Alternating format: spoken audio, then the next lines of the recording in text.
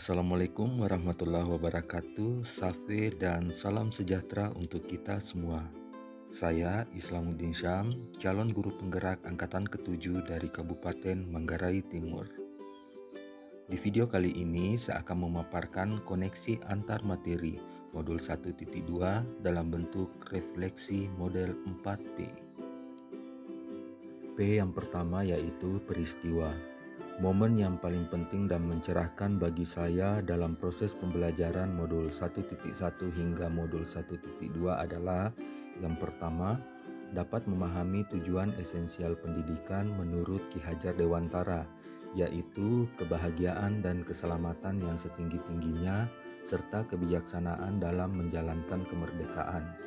Yang kedua, dapat memahami filosofis pemikiran Ki Hajar Dewantara di mana seorang guru bertindak sebagai among yang bertugas menuntun murid. Yang ketiga, dapat mengerti tentang aksioma terkait pilihan. Dan yang keempat, dapat menganalisis masing-masing nilai dan peran guru penggerak yang berkaitan dengan pemikiran Ki Hajar Dewantara.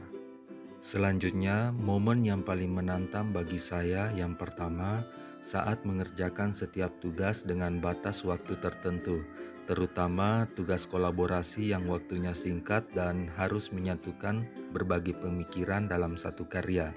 Yang kedua, saat melakukan aksi nyata atau penerapan pemikiran Ki Hajar Dewantara. Dan yang ketiga, saat kondisi sinyal, listrik, dan alam yang kurang mendukung ketika mengikuti kelas daring atau mengumpulkan tugas.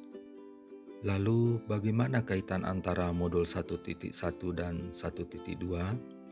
Yang saya pahami, yang pertama, dalam mengimplementasikan pemikiran Ki Hajar Dewantara, yakni mewujudkan pendidikan yang menuntun sesuai kodrat, berorientasi pada murid, hingga murid dapat memiliki karakter pelajar Pancasila secara utuh, maka guru penggerak harus memiliki nilai-nilai guru penggerak yang berpihak pada murid, mandiri, reflektif, kolaboratif, dan inovatif. Selanjutnya, agar dapat memimpin dan mengelola perubahan, maka guru penggerak harus mampu memahami dan menjalankan perannya sebagai guru penggerak. P yang kedua yaitu perasaan. Saat momen itu terjadi, saya merasa seperti bagaikan pohon yang layu. Pohon yang tidak memberikan manfaat maksimal bagi sekitarnya.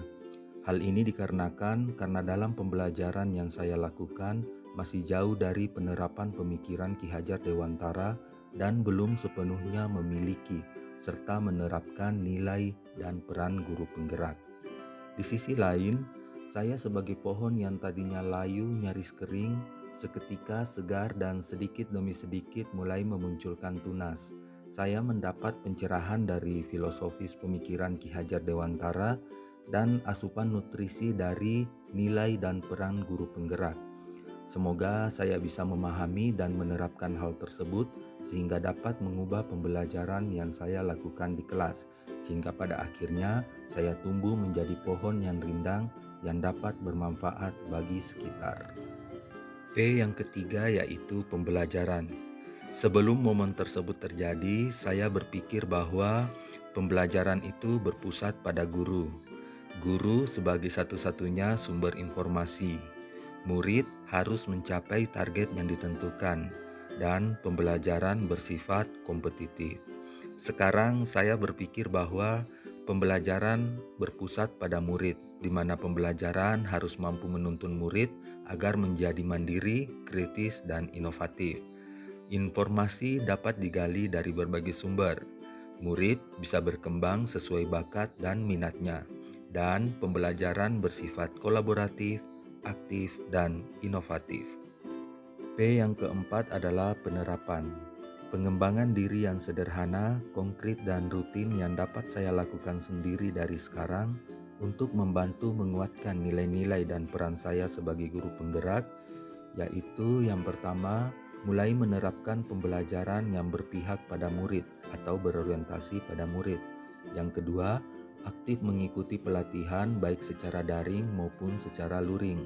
Yang ketiga, selalu merefleksikan pembelajaran yang saya lakukan untuk perbaikan ke depan.